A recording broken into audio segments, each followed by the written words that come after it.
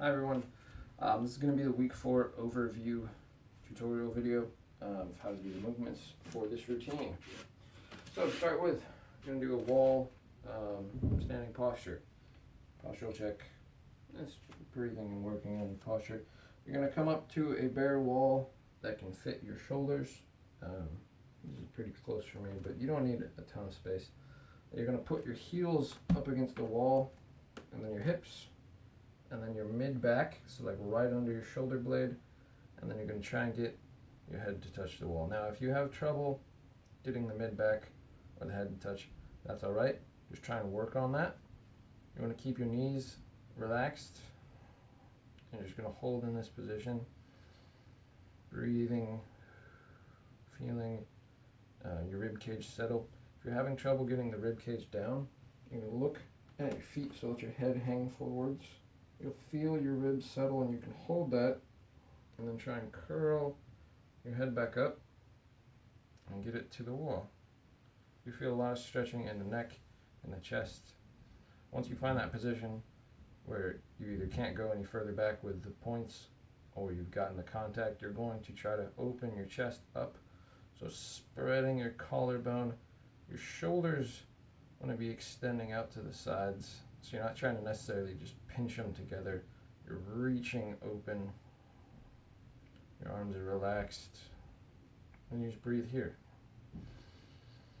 Working on big inhales, big exhales.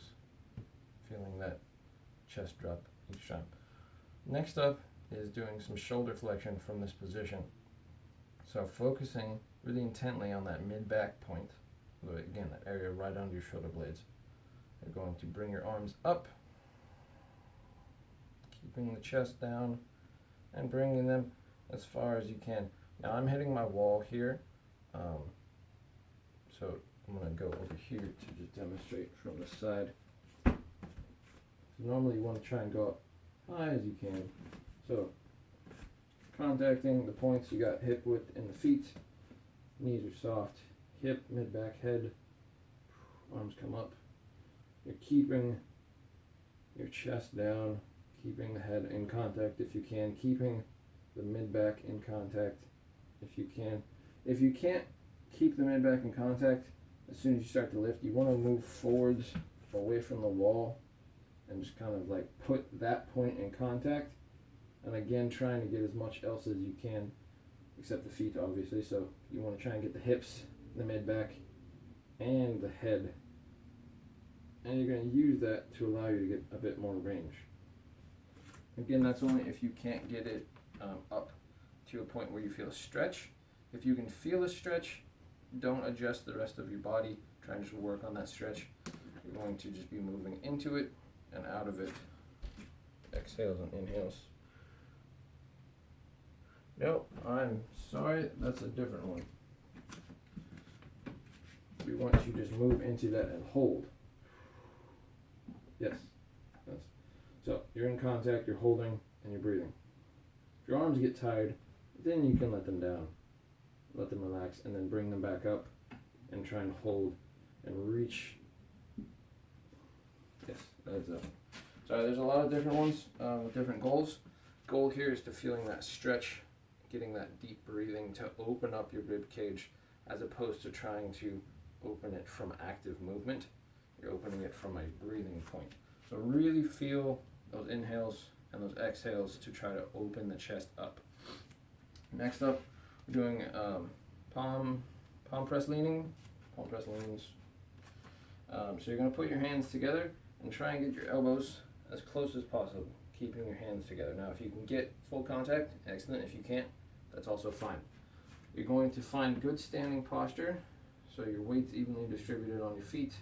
Your knees are soft, your glutes are engaged, your abs are engaged. And you're going to move your elbows up as high as you can. As high as you can go.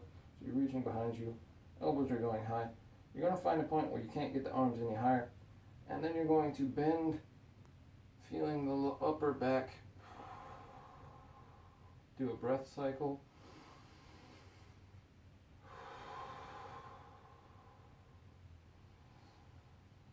And on the next exhale, come down.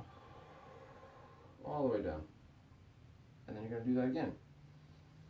Inhale, exhale, you lift the elbows, finding that point. I won't go any higher. And leaning, do a breath cycle.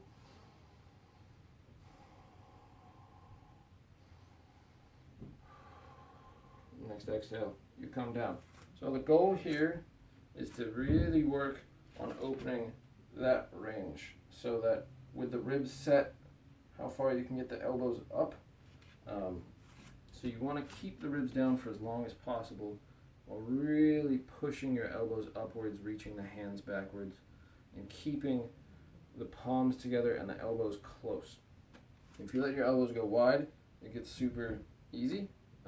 It's not that that's a bad thing, but because you're trying to stretch here, you want to get that nice and close and then up. If you are like able to hit yourself in the face, you can open your arms up enough that you can get past that point. But again, you're wanting to try and play around finding the tension and stretching into it. So a lot of that is just where your shoulders can move, where you're comfortable going. You just want to try and build that tension in the armpit and chest region. And then when you're arching, you want to feel that in the upper back in between your shoulder blades. Next up is a curtsy lunge stretch. So you're going to, again, standing posture, nice and good, weight on the feet, knees are soft. You're going to take one leg, you're going to step it back, and as you do, you're going to reach with the other arm. Your hips push away from where you're going with your arms, your leg, the other hand is nice and relaxed, and then you're back. And then you go again. Reaching, pushing your hip, and you're back. Exhale, inhale, right? You can go one side and then the other side if you want to, and just keep that other arm kind of up. I like to kind of go through on one side, let that arm relax, because then I can really get that stretch rib cage down into the hip. Going back and forth, it's a little bit more energetic. It's not that you won't get a stretch from doing that, it's just harder to kind of get it isolated into the areas that you're wanting. But again, totally you can do either one on that. Next up, horse stance, I believe. Yes, cool. Horse stance. So, widen the feet out. You're going to want to go maybe about double hip width, maybe a little bit more, maybe a little bit less. You'll figure it out as you sink down. Your toes are going to be angled at 45 degrees away from like your normal foot stance. And then you're going to lock the abs, lock the glutes. So you really get this strong core brace. You can sink down, the knees pull wide, and you lower yourself. You can reach your arms forwards if you want, or have them here by your chest. Pushing your hips forward, pulling the knees wide. You're going to feel that groin stretch. Sinking down, and do a breath cycle at the bottom. On the next inhale, or next exhale, you stand up. So you inhale down, exhale, try and sink a little lower, really push your hips, pull your knees, trying to keep them over your feet. Exhale, stand. Right, so it's just back and forth with that. If you're finding it very difficult to maintain vertical torso, so if you're going down and you're leaning, right, really hard, pushing the hips back instead of being straight up and down, you can come up to a wall and like touch the wall with your hips, getting in the leg position, and then move off from the wall and use it to cue yourself, right, until you can get super close to the wall and you don't touch it. Right, so you stay in this vertical stacked position, because that's what's really going to force the hips to open up and really get that stretch in there where we want it. If you allow yourself to lean, it's a lot less effective of a stretch. So really try and work keeping yourself upright. Next up is standing hamstring stretch. So getting yourself nice and set, you're going to weight onto one leg, move the other leg forward. I like to go just heel in front of my foot, not super far forward, but my hamstrings are pretty tight. So if you have more open hamstrings, you can get it way out in front of you, but usually here is fine. You're going to flex your foot up as hard as you can, lock the knee, right? So getting that double tension there. Hinging at the hips, you're pushing them backwards so you feel a real strong hamstring stretch into the calves. And then you come back with an exhale. Inhale. Exhale. Squeezing the glutes as you come back up. Inhale. Squeeze, drive your hips forward. Right? Hamstring stretch, hold. Exhale.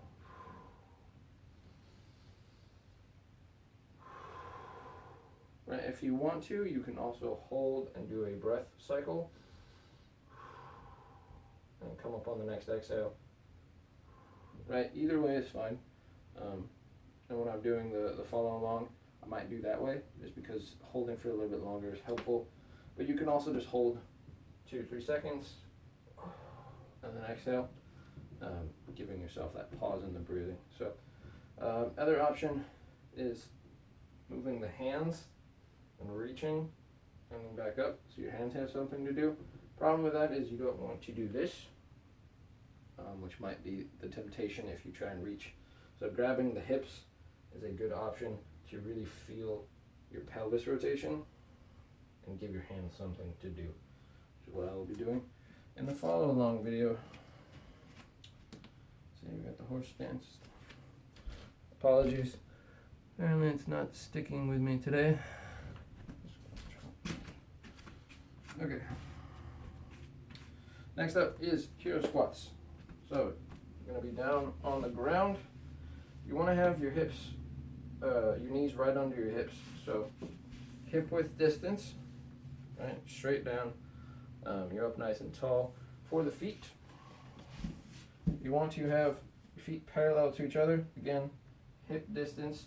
So your heel and your second toe, kind of this straight line. So you don't want to roll out like this or roll in.